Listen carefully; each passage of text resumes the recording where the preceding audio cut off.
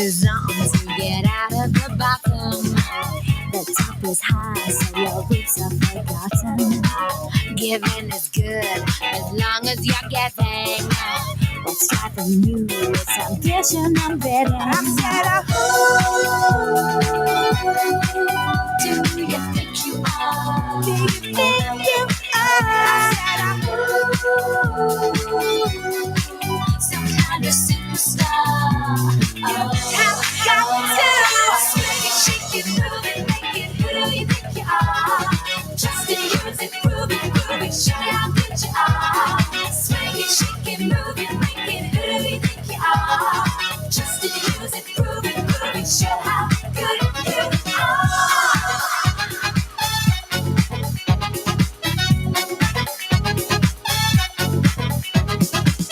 You're staring out in the wrong direction. You've got the bug, superstar, you've been bitten. Your trumpet's blowing far too long.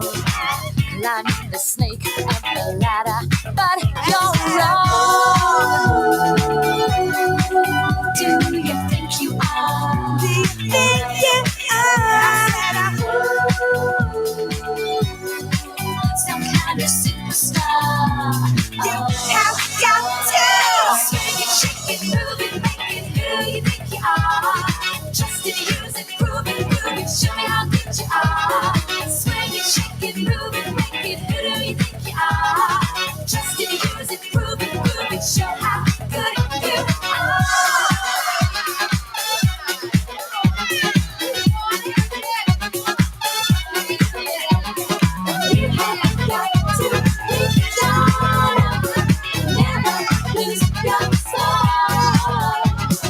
You have got to reach on up, never lose control.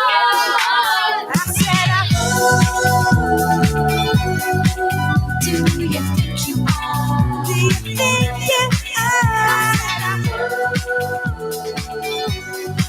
Some kind of superstar. You have got to swing it, shake it, move it, make it. Who do you think you are? Just to use it, prove it, show me how good you are. Swing it, shake it, move it, make it. Who do you think you are? Just to use it, prove it, show me how good you are. Swing it, shake it, make it. Who do you think you are? Just to use it, prove it, show me how good you are. Swing it, shake it, make it. Who do you think you are? Just to use it, prove it, show me how good you are. Swing it, shake it, make it.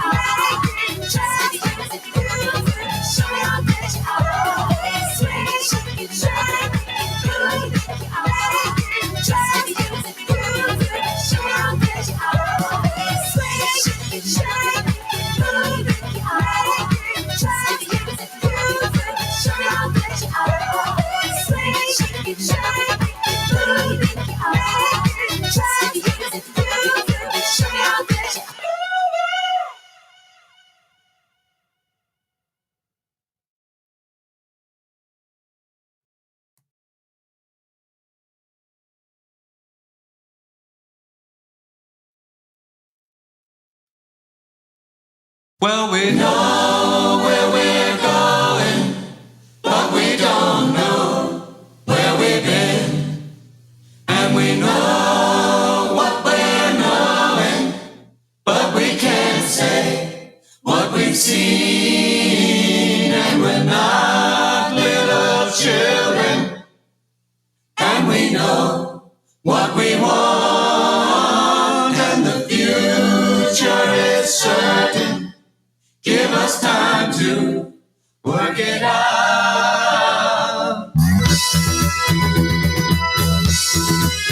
Yeah.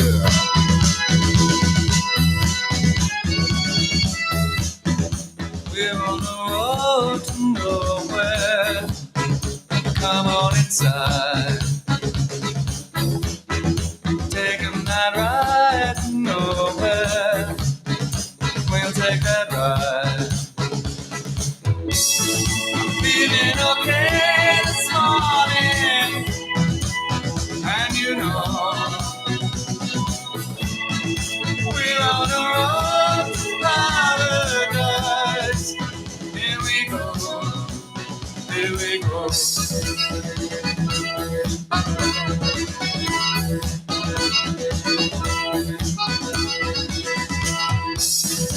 We're on a ride to nowhere. Come on inside. Taking that ride to nowhere. We'll take that ride. Maybe wonder where you are. I don't care. Here is where time is on our side. Take you there. Take you there.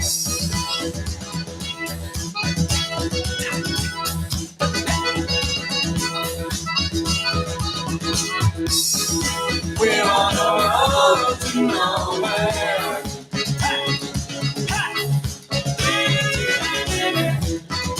We're on a road to nowhere.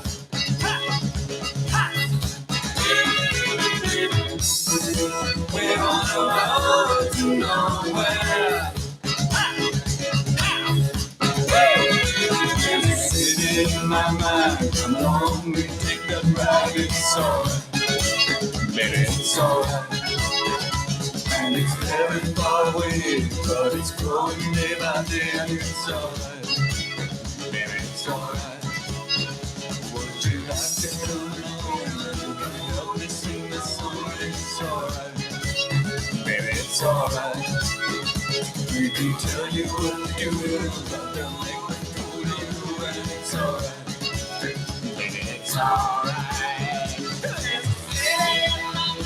Come along and take a ride, it's alright, baby, it's alright.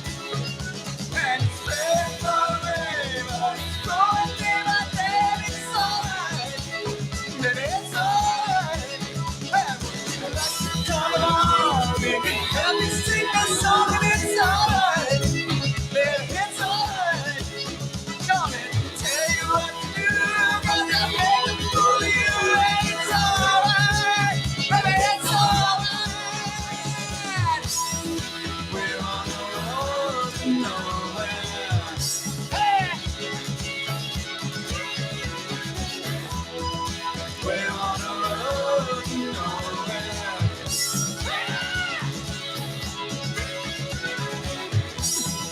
We're on the road to nowhere.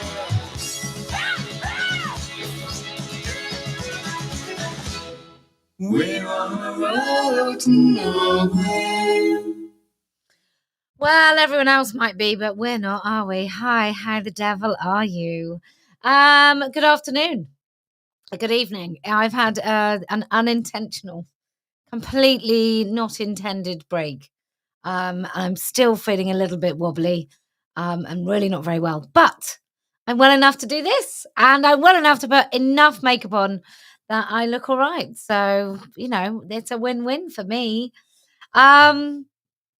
It's been a big old week. I'm gonna gloss over. I really want to talk about the politics. What we're gonna do though, for you beautiful people, is we're gonna do a spaces, so a Twitter spaces space on Wednesday with all the candidates or all of them that can make it, so that you can ask your questions about why it was a monumental, very, very important thing to do. And well done to all of the candidates. Some of the results are quite misleading. Like sometimes you got a bigger share with fewer votes and so on. I guess about the rest of the country. But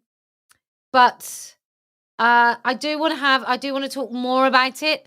But I feel it's a big old chat, and maybe we'll get some of your questions so we can talk about it properly. But let me just say, this country doesn't like women very much. Certainly doesn't like women who speak very much. Doesn't like women who have the audacity to do what they want. Doesn't like us very much. In the count, doesn't like professional people very much. Can't seem to find enough professional people to actually run a count. I just want to tell you, Iris came with me, and so did Stella, who's Radical Cartoons. And we walked into the school where the count was. And I was desperate for the loo. I just I'm just going to tell this little anecdote, and then I want to talk about why Let Women Speak is important and what we are going to be doing starting now for the next 5 years, um, until you all become candidates in the next general election for Party of Women. So anyway, go to the loo. It's an open, crappy, all gender sign toilet. Open. And what I mean by that is if a man was visiting the school or cleaning around the entrance of the school, right? If he comes in the building, there's such ugly, really ugly buildings. So you come into the school and say that you're sat there waiting for a job interview, or you're cleaning the school, or maybe your kid's in trouble and you're sat waiting. When somebody comes out, flushes that toilet and comes out, they're right in view for you. And I went to the toilet, and then as I'm coming out, walking parallel to me to the sinks is a man. I'm going to try not to swear today. But if that isn't on your agenda, if that isn't an accommodation that you feel is just far too much for girls actually to absorb, or boys, I don't expect boys want to go to the toilet in a cubicle in the middle of the day with some girls hanging around the toilets. I don't expect boys like it either. Nobody likes it. Nobody likes to come out of a toilet. Let's say you've got an upset stomach and you go to the toilet at school. You've no longer got that second kind of bit of security. I mean, I'm not even talking about whether or not a boy's next to you. I'm just talking about these open plan freaking toilets. Whose idea is that? Whose idea is that? Anyway, the other bits of toilets here, there, and everywhere was so confusing. I didn't see anybody spend less than sort of 10 to 15 seconds working out which door they needed to go in. This is 11-year-old girls in a school called Oasis Academy in Brislington in Bristol. So it's Oasis Academy is a huge group. I'm pretty sure I've read some stories about them, but I won't talk about them because I'm not 100% sure, but I'm pretty sure. So they're really open, and then you come out and you wash your hands in the middle of the toilets, and everyone can see you. And do you know why? Somebody said bullying. Do you know what that tells me? You haven't got control of the school. You're absolutely rubbish. You've got no decent head teacher, and you've got no teachers who can teach in that school if you can't control children leaving the classroom and going to the toilet. If there's an area of that school that is unsupervised and therefore dangerous, then you've lost control of the school. Okay. So I've had a lot to think about, and I want to talk about why we do what we do. Because I started Let Women Speak. There was an event at Speaker's Corner that I was involved in, and it just felt so monumental that I then did it every month. And this was before COVID. So I then decided that I would do it every month, and I have. And I've done it across the world, literally the opposite side of the world. I've done it throughout the United States of America. I've done it in different countries where they don't speak English, or they don't speak English in their speeches, because everywhere speaks English. We're just so rubbish. And I am extraordinarily proud of Let Women Speak. And what I'm proud of is where we're going next. And I will tell you about this whilst I remind you all just exactly why, and who Let Women Speak is for. Okay? This is who it's for. It's not about names that you know. It's not about ego. It's not about anything. It's about the words of women who otherwise have no voice. Like, really have no voice. And every time I do one of these events, I am extraordinarily moved by the courage of women that aren't big show-offs like me.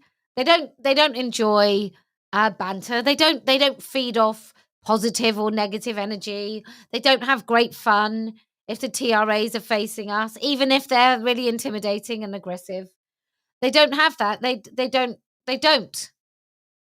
They have just felt trapped in silence. And what Let Women Speak does, that no one, I defy you to find a single other group that does it,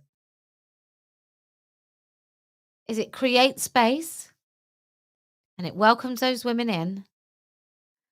And those women, for those moments where they're speaking, are the most important women in that collective, where everyone listens. And those women aren't used to that in their lives. They feel silenced. They feel broken. They feel gaslit. They feel like the state is driving them insane. Yes. Okay, I'm just going to make it your height and as close as you can. Okay, and I'm going to pin this on you quite low so it doesn't get distorted. Okay.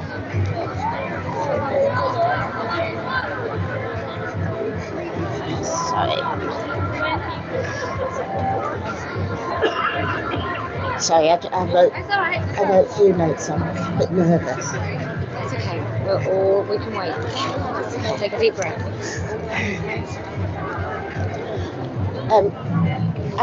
I wanted to just go off a bit closer to talk about my life to date, and my life story is very much linked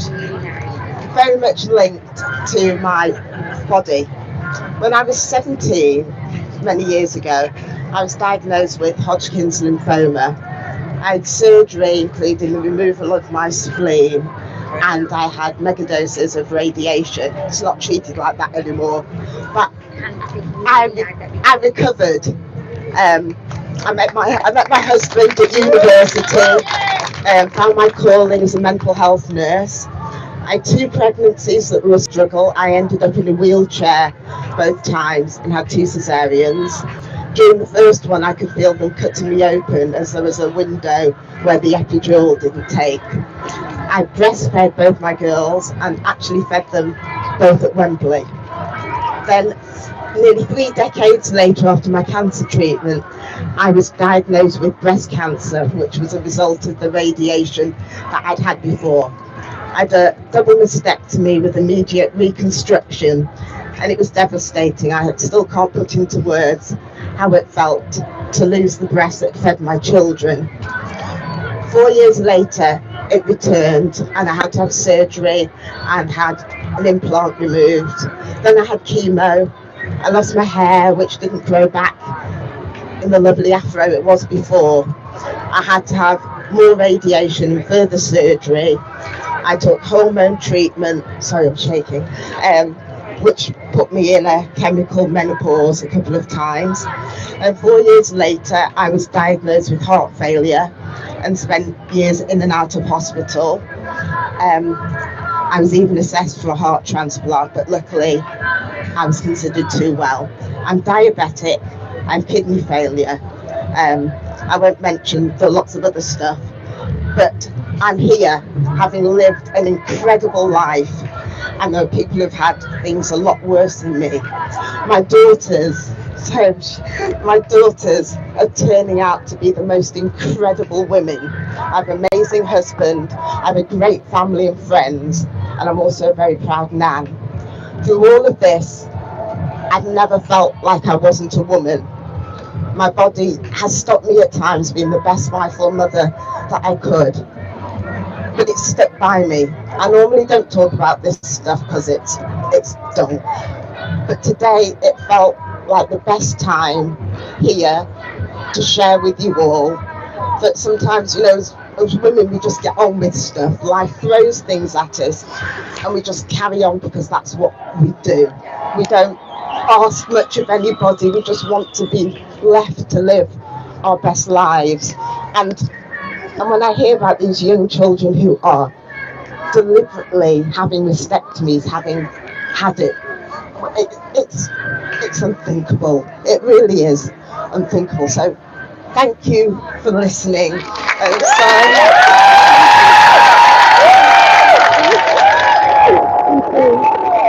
Thank you.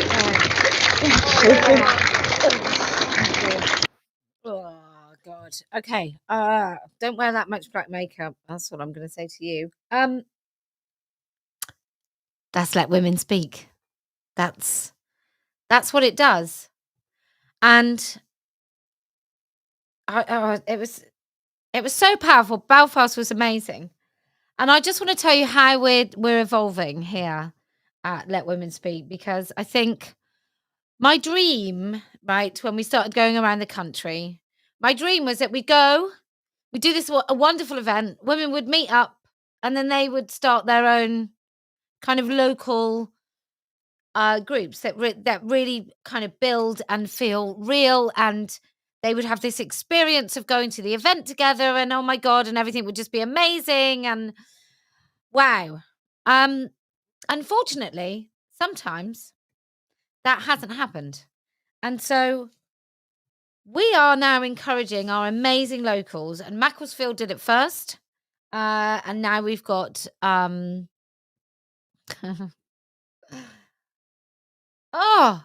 Wrexham. I was going to say something with W. Wrexham. I think that's on the 5th of August. It's on the website. And what they're doing is women are coming together. They apply to us. So if you're interested, you go to the website and you can apply there. They apply. You have to have some dates. You have to know where you're going to do it. And then we help you. And what happens in that process is women get together, work together. There's not a huge amount to do to put on an event, but it is really good because you have your novices, and then you have women maybe that are a bit more experienced, and they all get together, and then you put on this event, which I will come to. I am going to host, but you put it on. I come and do it. Let Women Speak that's the transformation. And then when we leave, you have the same group of women who put on the event, who then can work together on the next event. And I will come to every launch event. And then if you want to do one every quarter, in your, so if Wrexham decide they want to do one every 3 months or every half a year or every year, they can do that. And if I can come to the next one, I'll come to the next one. But I will come to all the launch events, because I think the next 5 years are going to be extraordinarily important. Extraordinarily important. And so this building, these roots that we put down for women to build, under the banner of Let Women Speak, under our umbrella, where we will look after you, you will then be able to have a movement that is, we're not a letter writing movement. We're not a sit on our arse Twitter writing kind of tweeting movement. We are women. Most of us are just plain old, ordinary, never written a book, don't have a fantastic job, or maybe you do. But we have our families, and we're all sick and tired of this, and we don't want our kids to be gaslit, and I see everything. I have 3 sons and a daughter, and I love my sons very, very much. And they are not remotely impacted really by this. I mean, they don't like the lies, and they're as silenced as anybody else, I guess. But it's my daughter. I see everything through the lens of her. Everything I do is I can put up with it. I'm a pretty resilient woman. It wasn't that long ago that I was in New Zealand, and it took me a long time to realize that was quite a traumatic event. But I'm a pretty resilient woman. I've got very broad shoulders. I know the direction that I need to go in. I'm quite happy to annoy people, piss people off at times, to get to where I need to be, where this movement needs to be. That's fine by me. I don't care that I'm not invited to all the nice cocktail parties. It doesn't bother me. But I am a very strong person. Not everybody is. Not everyone's going to be able to say to someone, get out.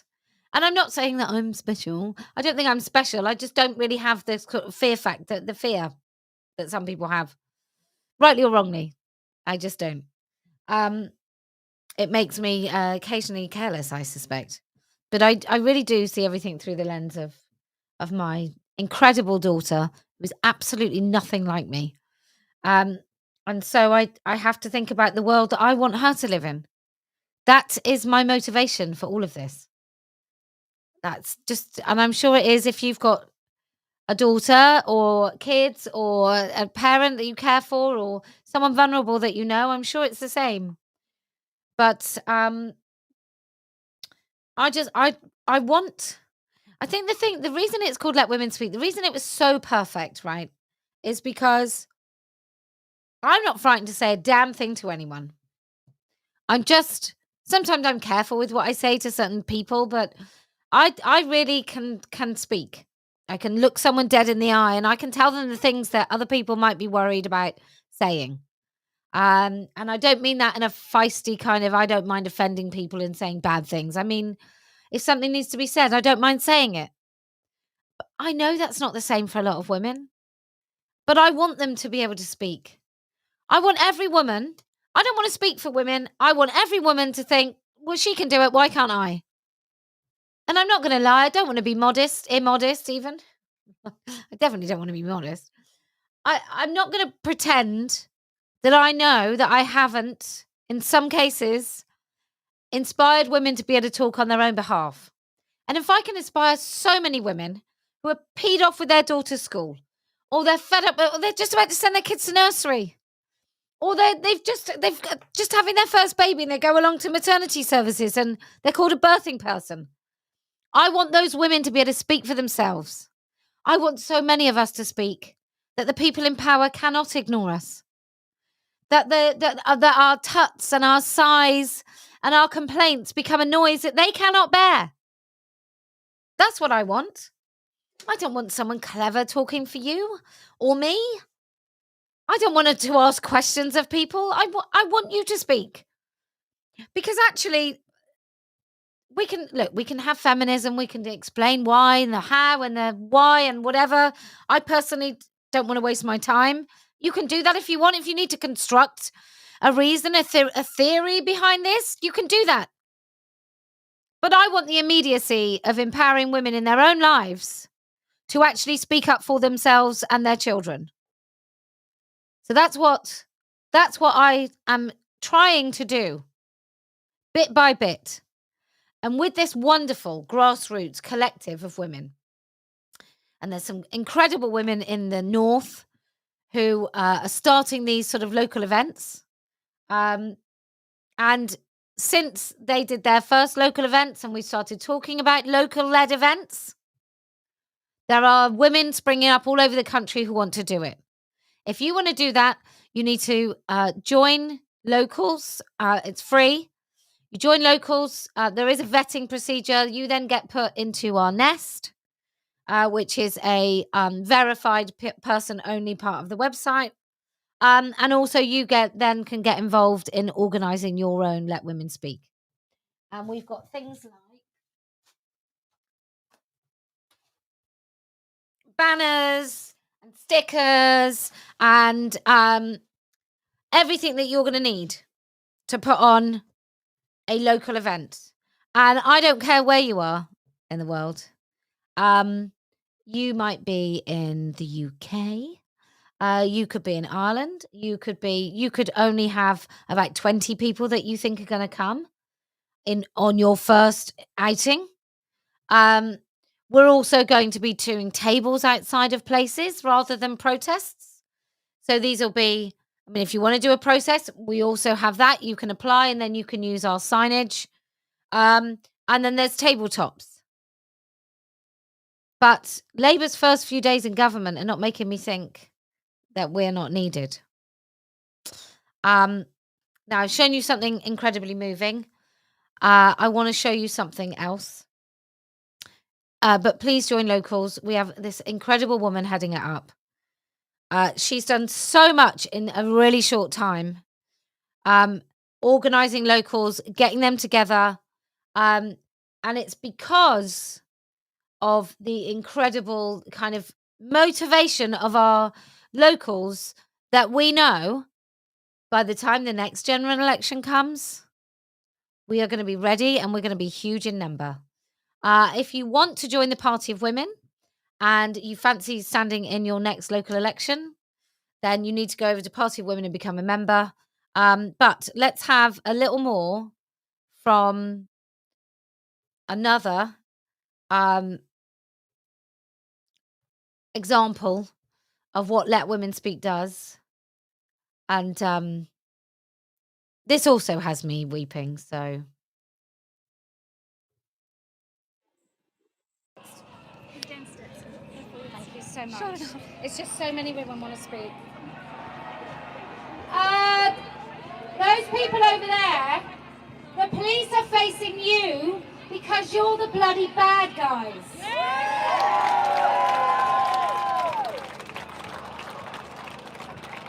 I've condensed it. I said basically.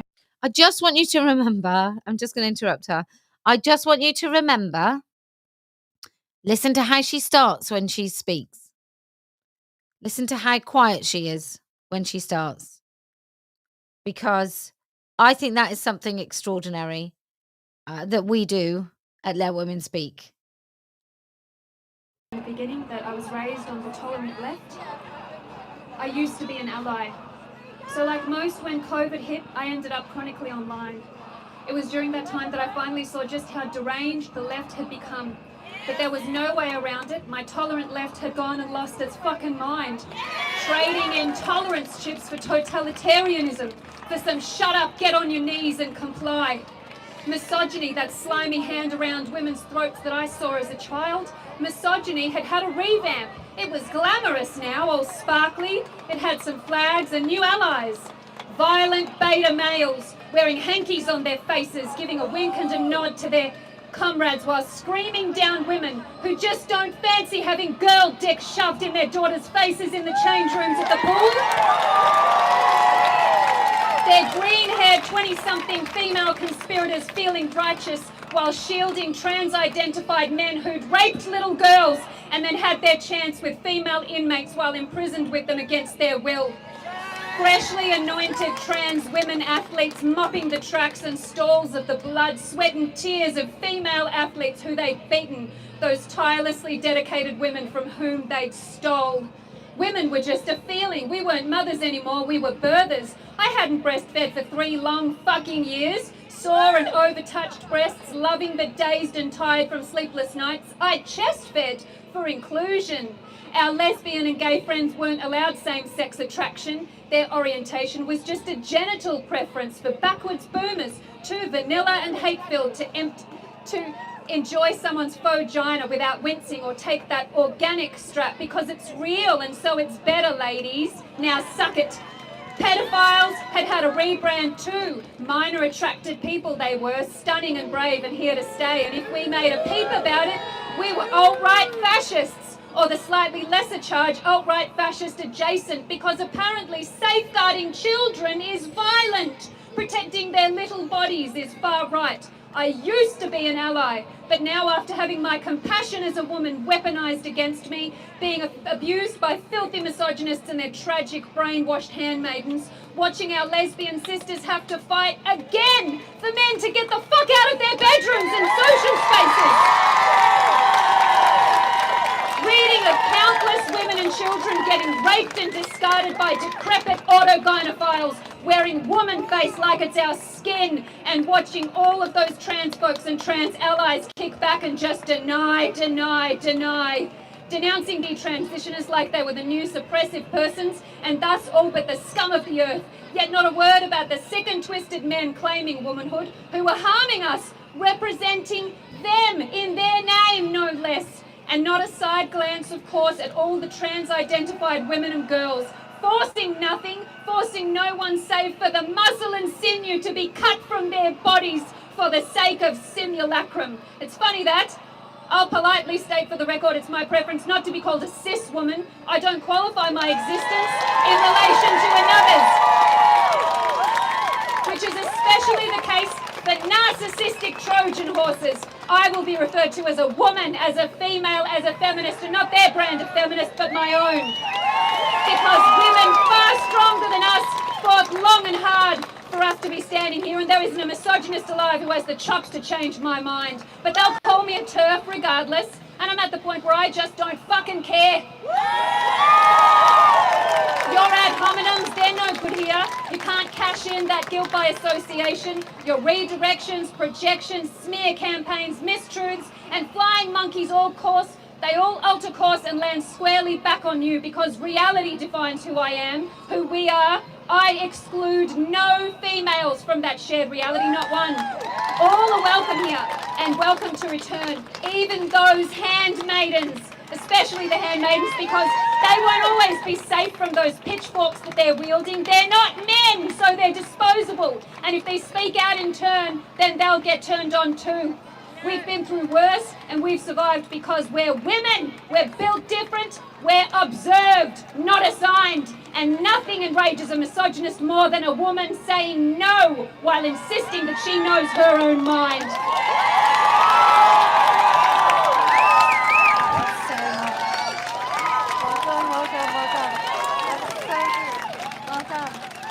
Australian women bringing fire!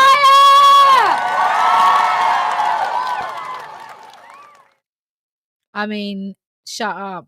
That was phenomenal. It really ruined my makeup. So anyway, this is Let Women Speak. This is what Let Women Speak does.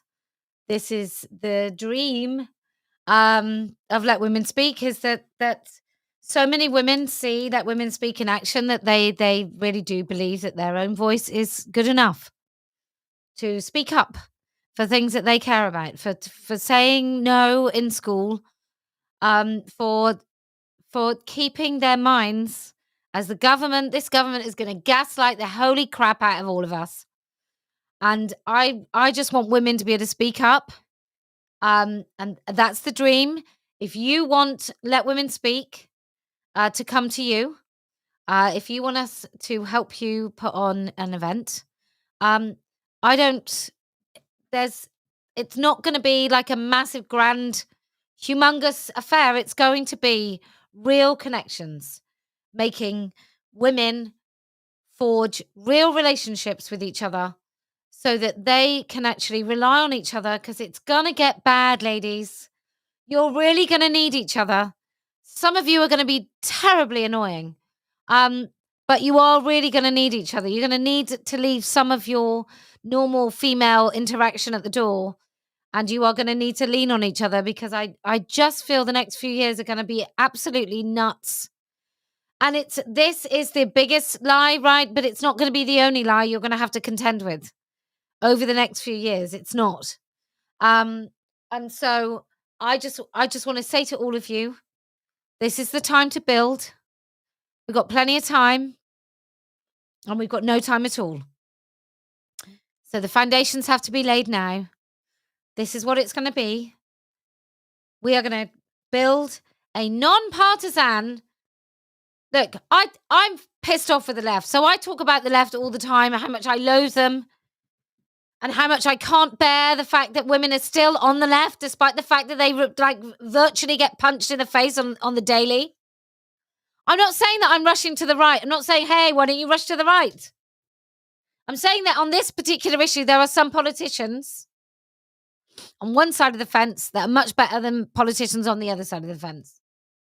But I'm not saying that the Conservative government, who saw us fall into this mess, get off scot-free, because they don't.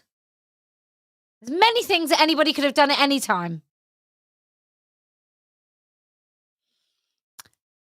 But I do think Labour is full of liars, and I do think they've put people in. It's almost like they've. It's almost like Keir Starmer's gone, I'm going to say some things that you guys might like, you ladies, you might believe. My father, my mother, I know what they are, and sex has always meant biological sex. Fuck off. And then what he does is he goes, I'm going to put some gaslighting people into all those positions where some of you are foolishly thinking maybe he'll pick Rosie Duffield and put her as Women and Equalities Minister. Really? Do you think so? Do you really think so? So what's he done? He's put people in positions of power with influence over the things that we care about in this supposed movement. And he's basically told you all, every last one of you who voted for him, ha ha, what stupid fools you are. This is how much I really mean. I'm going to put a man in charge, right, who's got a kid who pretends they're a different sex than they actually are, and who's a bit of a trans rights activist himself. But I do think biological sex is important. Which spaces will they be? Well, maybe toilets. Well, maybe not. I don't think there's anything we do about that. Maybe hospitals, maybe not. Maybe we'll fill up the side wards. Maybe we'll just kill all the women in the wards by just mixing them all up with infections while autogynephiles take the side wards. Maybe we'll do that. Maybe we'll just carry on with the Conservatives building a whole floor of a hospital to tie on some mutant dead flesh onto the groin of a woman and pretend it's a penis. Are you going to stop that? No. Do you think they'll carry on with the puberty blocker ban? No, they won't.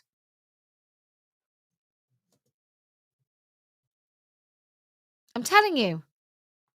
So, leave your egos at the door. Leave your animosity up your arse. Your divisions are meaningless now. Meaningless. You have to roll your sleeves up.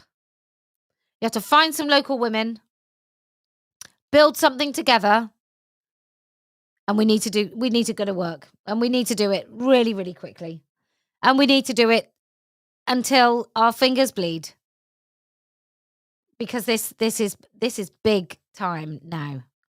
We thought we had it bad under the Conservatives, so we managed to stave off a few things, and I'm just going to tell you now, anybody invited into Labour to talk to Labour about this issue, they'll be invited on the basis that they are believed to be capable of compromise, because they still want some recognition from the left. So, it's ultra or nothing. It's work together or lose. And let me just give you a little kind of footnote on the work together. I don't work with any other group because I don't trust any other group to have the same absolute message that I do. Okay? So, when I say work together, I don't mean people that you think are special, super special superstars. I mean each other. Because it's only when so many of you can actually put whatever else is aside and work together, not for the ego of someone else to make someone else look good, but because you want to speak yourself. That you want to empower your neighbour to be able to speak about herself, so that she can empower her daughter, so her daughter can empower her friends, so her friends can say no to crappy unisex toilets at school. That is what is going to change this. It is not going to be a few anointed special people speaking on your behalf so they shore up their own careers. It's not going to be that. It is going to be you. You are going to have to fight. You are going to have to speak. And I promise I will do the very best that I can to make sure that every single last one of you thinks that your voice is worth shouting out into the ether and saying what you need to say.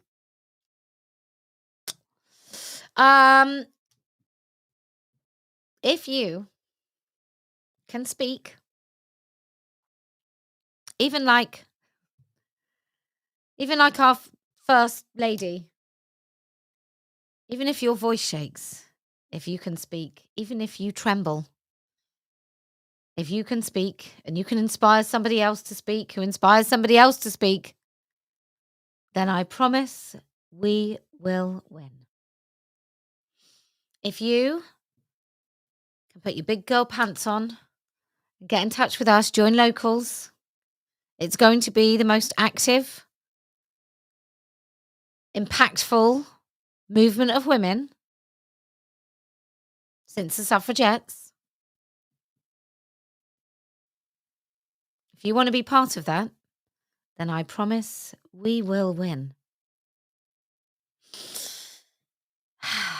And do you know why else we're going to win? Because I